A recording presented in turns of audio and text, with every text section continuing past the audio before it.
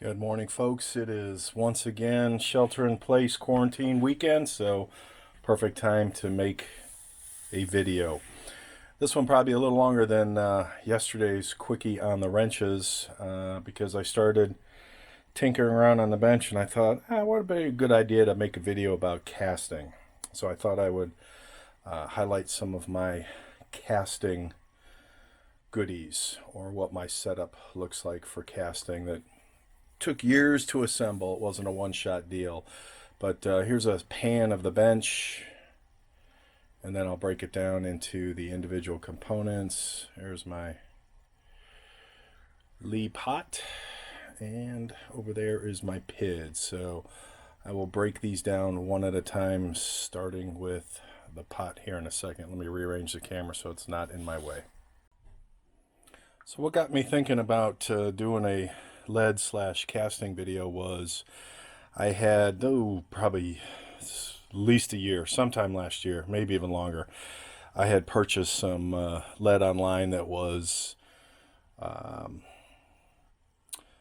from lab x-rays, and had gone through all of its process for whatever has to get certified so it can then be resold.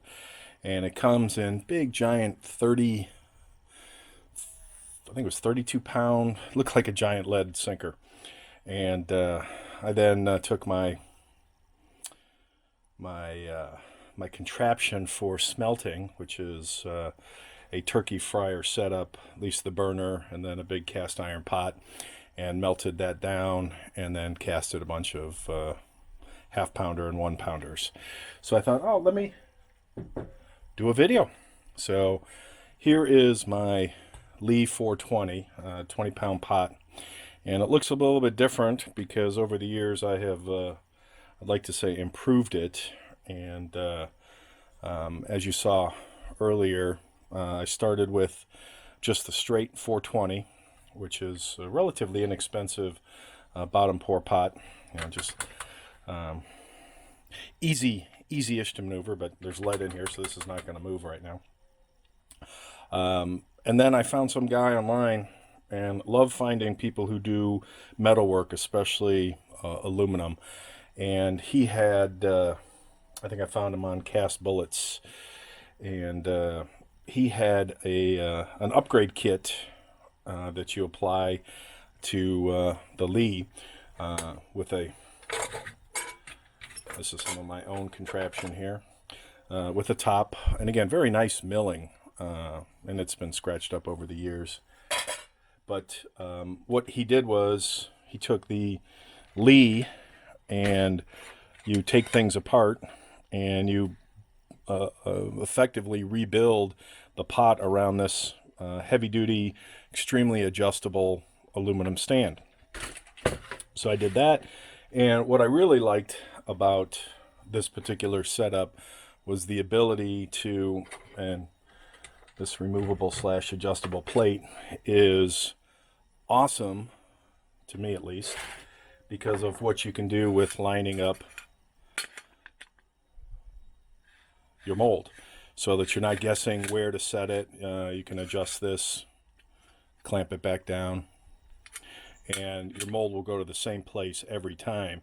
And for smaller molds, two molds, two bullet molds, one bullet mold, whatever you have, you can set the depth, and then obviously that's not going to work too well if you've got a larger cavity mold. So again, being able to rotate and move that around so that you can then slide your mold repeatedly in the correct spot was, I thought, a bit of a gem.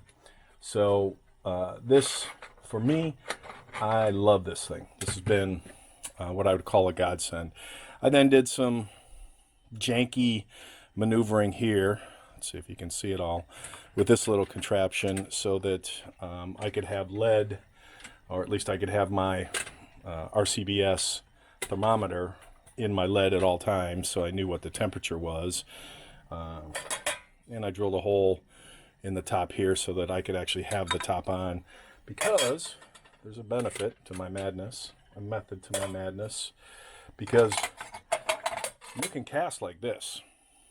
It's great for heating up the pot, as well as heating up the mold to have the cap on, and anything with splatter or whatever. But to be able to then have my, and there's always going to be some lead splatter on something, leftover lead, but to be able to have that in there while I'm casting, kind of cool. Downside is you can't really see what's going on inside the pot, so you have to be mentally cognizant of what's going on.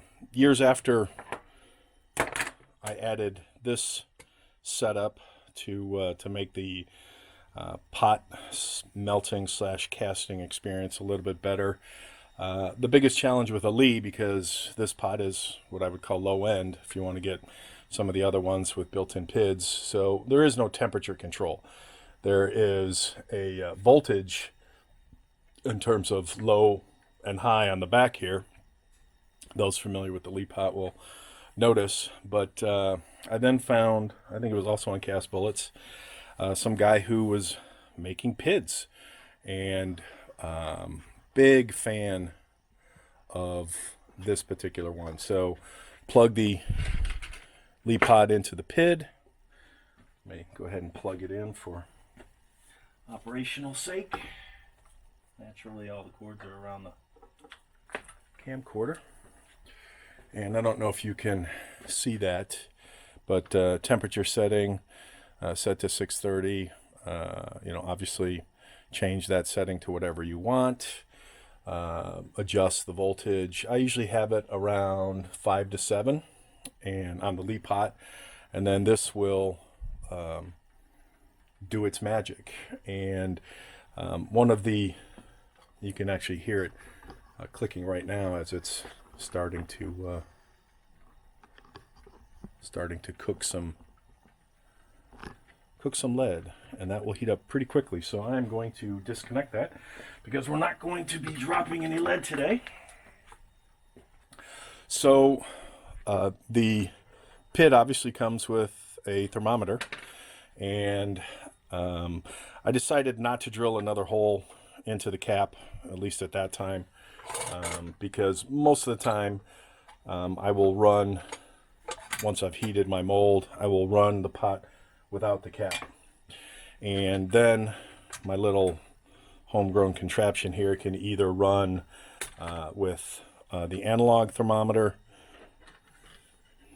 or I rig this up so that I can then put the thermometer for the PID in there, so that works as well. So now I've got both digital, and obviously then the PID is reflecting the actual temperature of the lead versus the set temperature, and it's a little easier to read, a little more accurate than what I've got here with the dial thermometer. Plus with the dial, you really got to be right over it, so then the whole fumes issues. And I usually have a fan. In fact, I'll pull that out as well. I usually have a little fan that's sitting off to the side so that the fumes are blowing out, because I do cast in the garage with the door open and try to take precautions.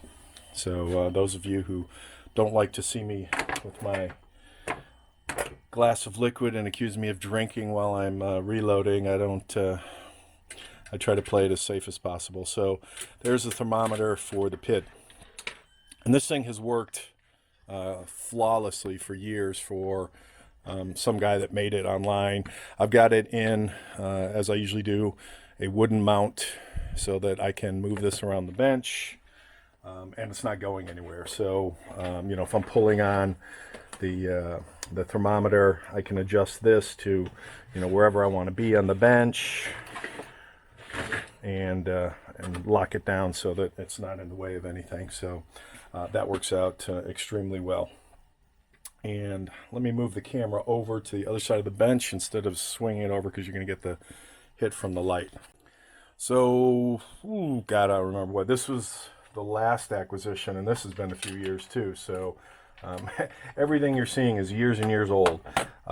This was worth every cent because I got it on sale at like $18-19, and I don't think they're expensive even now today. But again, just another double check for temperature.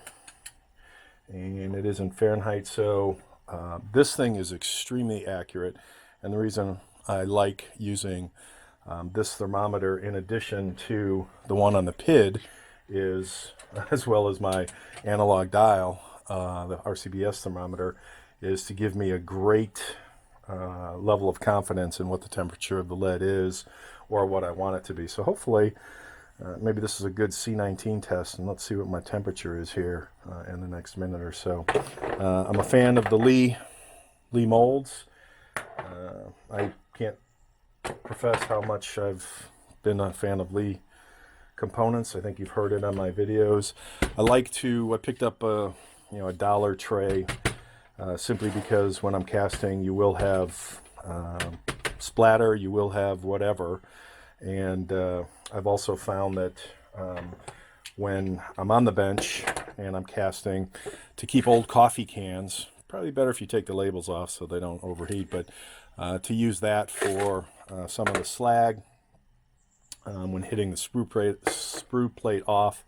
This is an example of some old smelting stuff, so that would probably get replaced with, say, a smaller, these are great old peanut cans, again, for either dumping the bullets or the slag from the sprue plate. And it looks like my outside skin temperature, at least between my fingers, because I'm not putting this under my tongue, is around 85 degrees. So I'll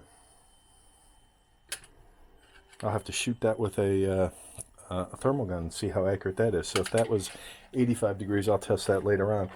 But that is the setup. I don't usually have a lot on the bench. May have additional coverings, again, just because things tend to get messy when you cast, just by the nature of what the beast is. So something to keep in consideration. But that's the setup for casting. It's worked out well for me. Started out very economical with the Lee pot, and then graduated up to other configurations. And again, that's worked out well for me. So that is my casting setup.